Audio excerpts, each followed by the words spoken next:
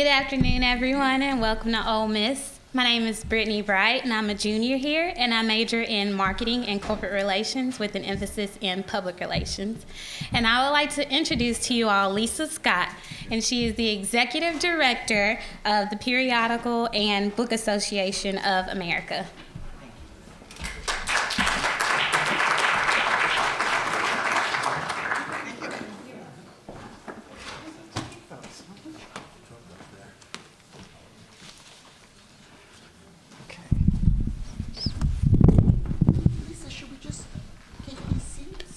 Yeah, go ahead. Does that come out at all? No. All right.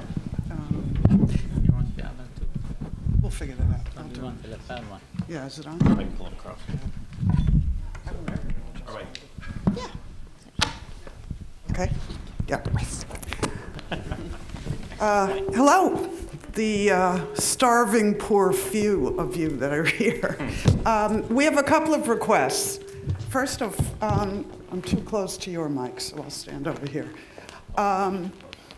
First of all, we need everybody to have either the pad or a sheet of paper from the pad. Do you have them?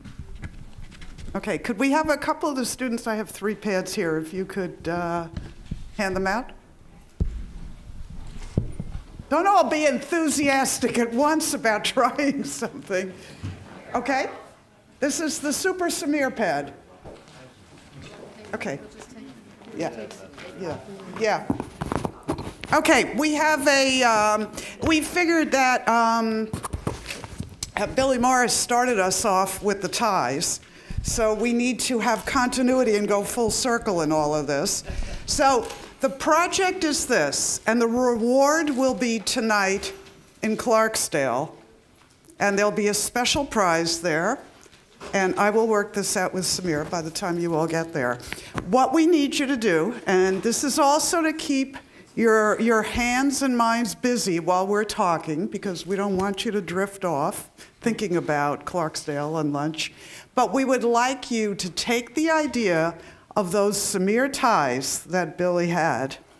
But now that you've had the ACT experience and you've understood about how the brain works, and you've heard about augmented reality and all these cool things, we'd like you, since the Super Samir does not have a tie, to give him a tie. And you can do it on the back. It is not going to be based on your ability to draw or to be very artistic, but what would this new tie reflecting the ACT experience look like? It could be about color. It could be about an animal, as Billy's ties were, or a geographic thing. It could be include some sort of product attachment that we had this morning. It could possibly be a different shape. It could have some fancy paper or tactile thing, as we saw with sappy paper.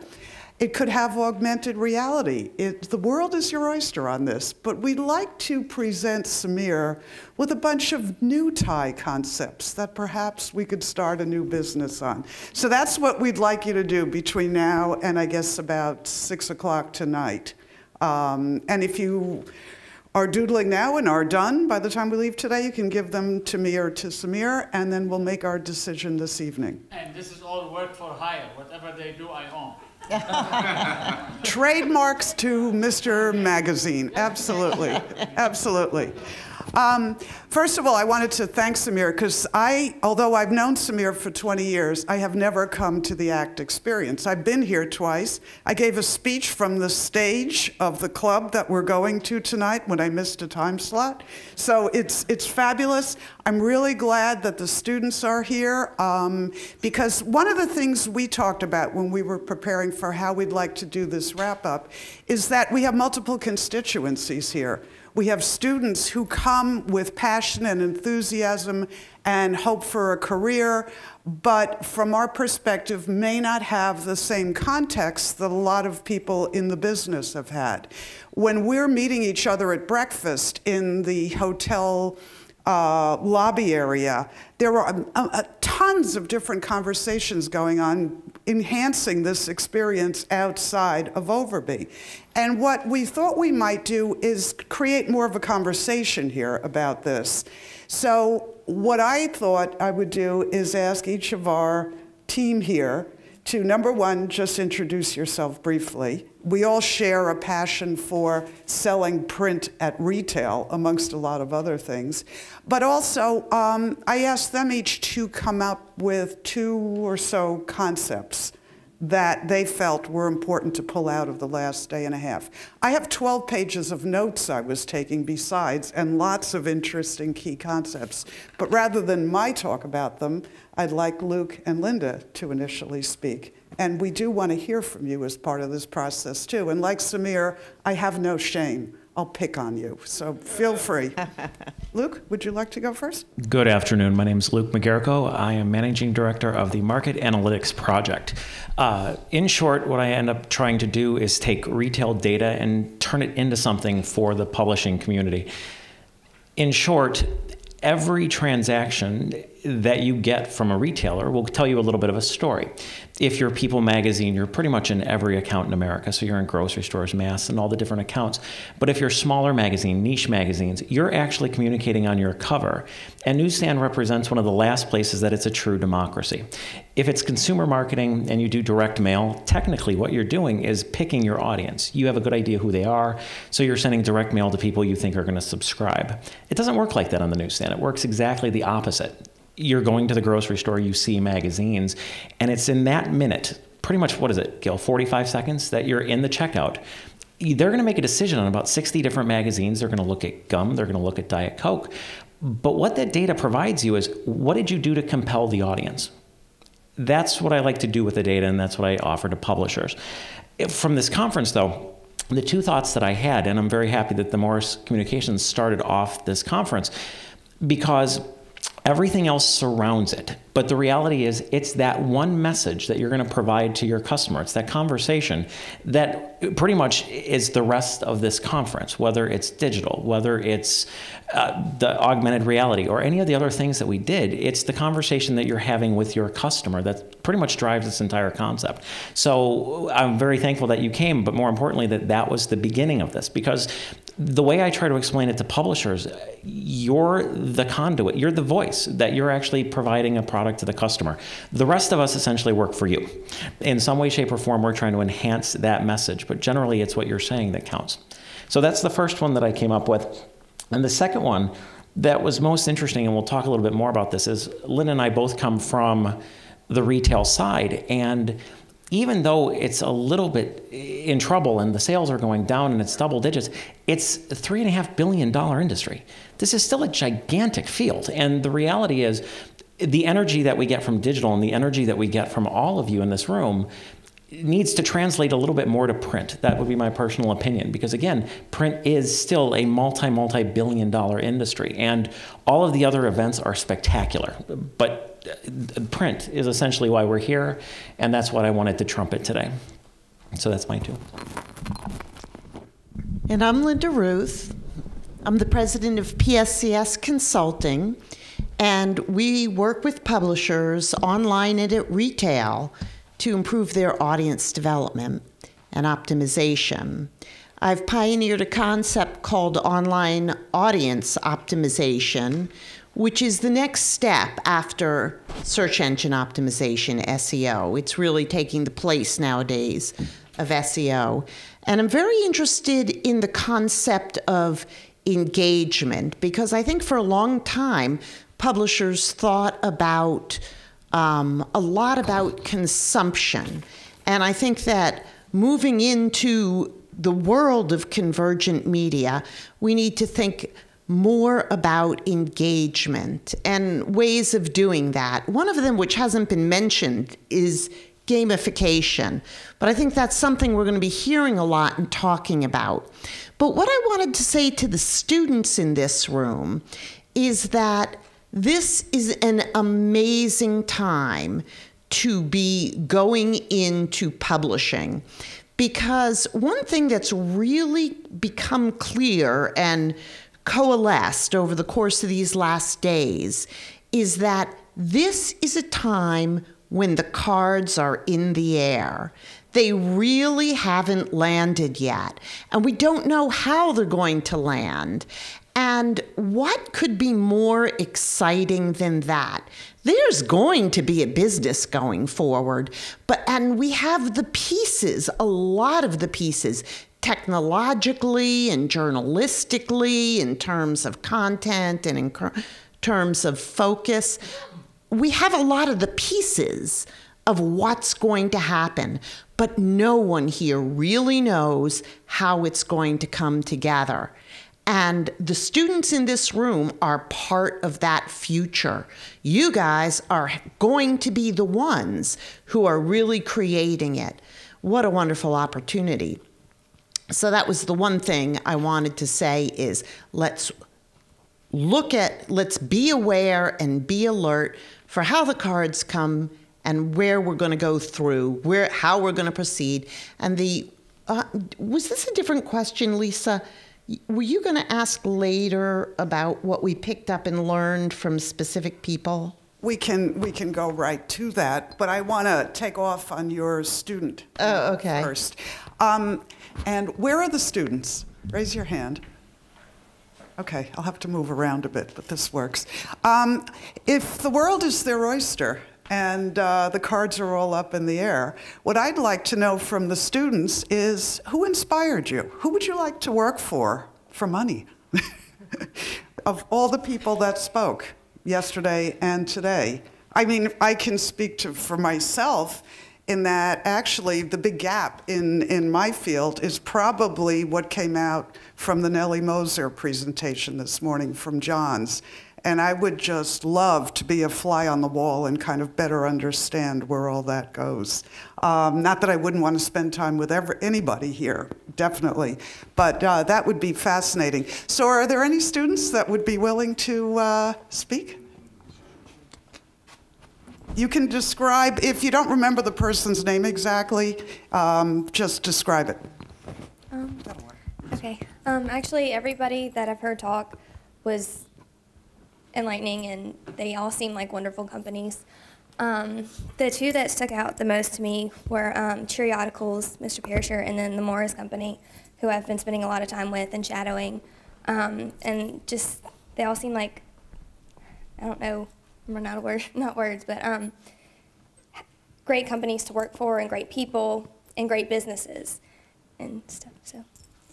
And passionate, both of them. And I love the initial Periodicals because of the out-of-the-box double entendre idea here. Okay, great. Other students? I can tell which you are, so I'm going to come to you anyway. Come on. Actually, this is my first. Okay. You can say this one is great, and you want to spend time with us, too. It's all right. Somebody up here, Lisa? Yep, I'm coming around. Normally, I have someone else do this with me. Lisa, can I offer you my answer? No. Be quiet. It's your students who have to speak. See, he got away with it the whole time. I will tell you. You're going to do whatever First you want. one to offer them a paying internship or job. Oh, we'll get the vote. Okay. Is the one that will. Hi, my mentor inspires me. She works at El Decor, and that's how I started in journalism. I started, she was the fashion editor for like a newspaper, campus newspaper. And so she's my mentor, and she inspires me. And So. why? What aspect of the publishing area is it? Her passion inspires me. It's like not really the aspect, it was just like the drive and passion she had was very similar to me. And so yeah, just the fervor for it. And that empowers you to do more, right? Okay, other students? Okay. I really enjoyed the Sappy Paper Company presentation today. I guess as a designer, it's really inspiring to see all the different things that you can still do with print. And so. Okay, great. One more? Straight back, Lisa. Yeah, sorry. I'm the same as Virginia. I really enjoyed Mr. Dijon's presentation, and I also really enjoyed Morse Media. I've gotten to know them and picking them up at the hotel every morning. And I've just loved the creative aspect of that and talking with Haynes and all that. Okay, great. Well, Samir, you did a great job in getting Billy to be the startup to this whole thing. What I'd like to do, actually, to take this full circle again, is, Billy, I thought I'd just ask you, after the last day and a half of interacting with your peers, students, and all kinds of people from the business, a couple of sort of comments that came out of that? Well, I learned so much about the things that are possible with all of the new digital technologies and things. I also thought the session yesterday on printers was very, very helpful. Again, there are more things that we can do there that I frankly was not familiar with. I feel great about the future of print, and I feel great about the marriage of print and digital. We've got a great future, and I think you're right about the young students in here. The cards are up in the air, and it is we've got a great business. It is coming together. It will come together, because what we do, free people need. Absolutely, and there is that permeates everything that we were doing here. Let me go back to you two in terms of some of the other comments that come out of some of the presentations or insights or whatever, besides the phrase that came to me, which is, remember, you can always make lemons into lemonade. That's a good one. No more doom and gloom. I first of all want to say that I think this whole event is completely remarkable, and kudos to Dr. Husney for pulling it together. What it does, in my mind, is the whole term convergence is what's going on in my mind right now. And this event is such a great example of the convergence of learning and innovation, moving things forward and bringing in the best of the old. And again, for the students here, such an opportunity to see publishing history being made as these ideas are shared and as new ideas come in and support the old ones. So thank you very much, Samir. And again, getting back to the convergence, to the place, media is converging now. And we're really not talking, and this came out in just even the concept of this event, we're really not talking about print.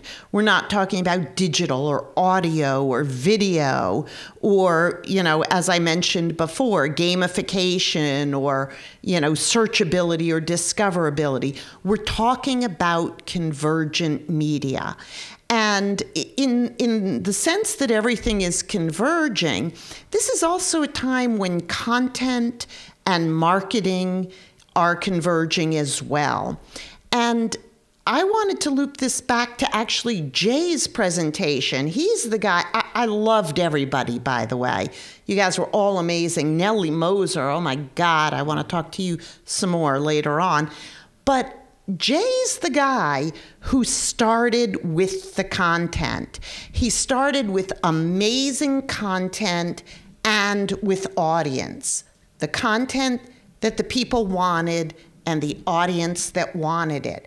And then he took that content through, Jay, by the way, is Jay Annis from Taunton Press. He took that content through iteration after iteration after iteration, print and digital and this and that, and in the magazine and out of the magazine. And that was just glorious. And I think that's what my biggest takeaway. And that actually comes back to what underlies so many of the presentations, that to misuse the word augment, it's not about augmented reality, it's about the fact that until you have that passion, that community, that reason for people to engage with your brand, all this other stuff then will converge, enhance, augment, and everything else. But you don't, when I worked at Hearst for a while, they came up with a concept for a new magazine which was going to be called 9 Months. And the whole idea was, yes, that their community was going to be everybody who is, wants to be, or is related to somebody who wants to be pregnant. And it sounded like a fabulous idea because you know what? There were a lot of advertisers out there. And they spent a lot of money planning, doing all this. And I think it ended up with 2 issues. Because you can't create a magazine, whether it's an online one or a printed one, and hopefully all platforms, without understanding that it's about the reader. The advertisers flow from that. So that's a great point. Luke? I'm going to speak to Reed here in a second because I find what he does with mergers and acquisitions fascinating. But before I do that, again, can the students raise their hands for a second? And keep them up if you want to be in the editorial side. Okay. Did you get a sense of how many different things you're going to be doing in the future? The phrase that kept popping up on the board is editorial is going to turn into brand management. And it's fascinating because I'm not that old, but even 10 years ago, none of this existed. And what's happened is the business acumen now for an editor is so much more complex than it was just 5 or 6 years ago. And this is the one very sad story.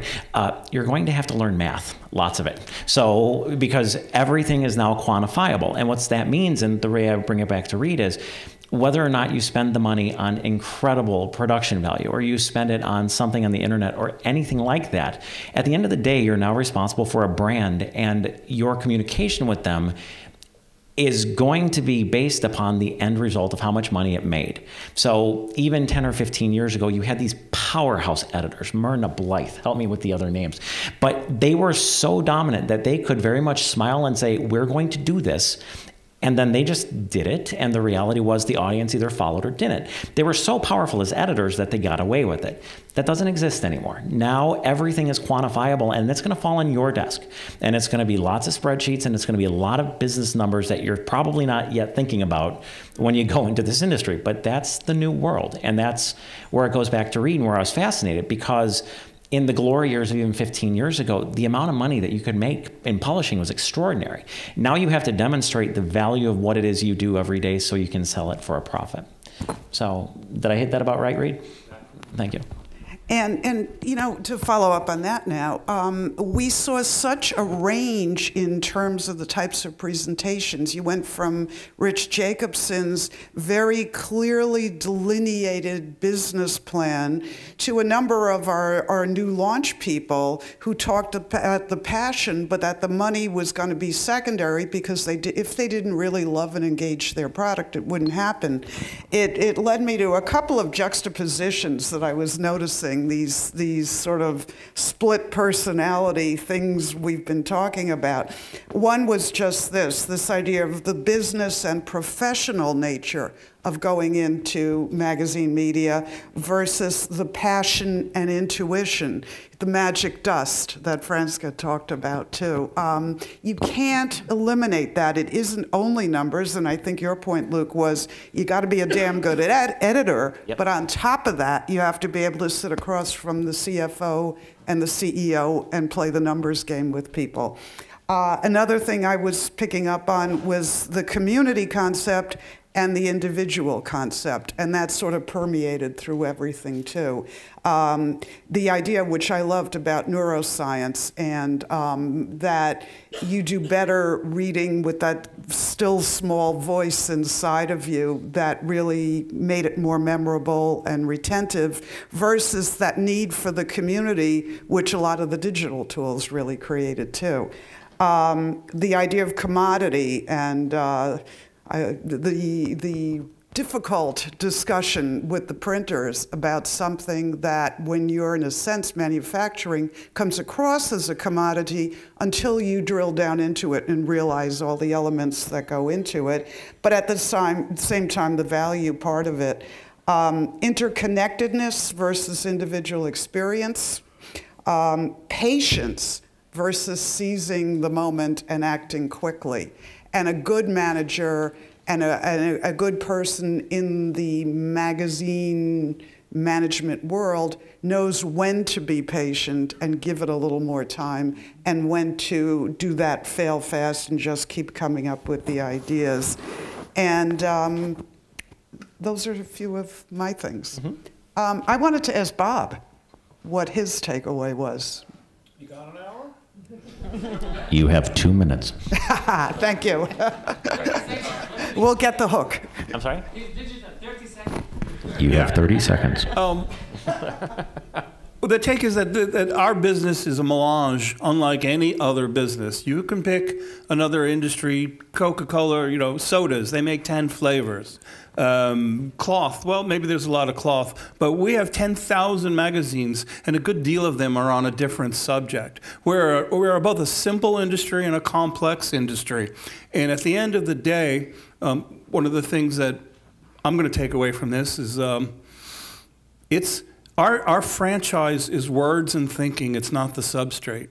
If your words and thinking are really good and have value to the consumer, they will purchase it, and they will purchase it on any substrate.